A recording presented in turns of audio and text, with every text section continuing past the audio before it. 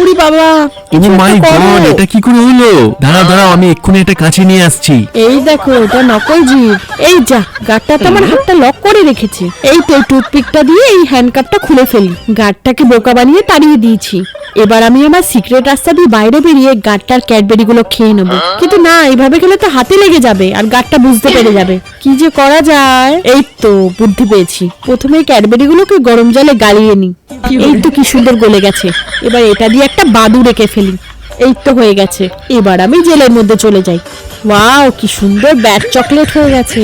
খেয়ে দেখি তো। এই যা, গাটটা আসছে। এই দেখো, আমি কাছে এনেছি। হ্যাঁ, কি এখান থেকে আমার একটা ক্যাডবেরি কে নিল?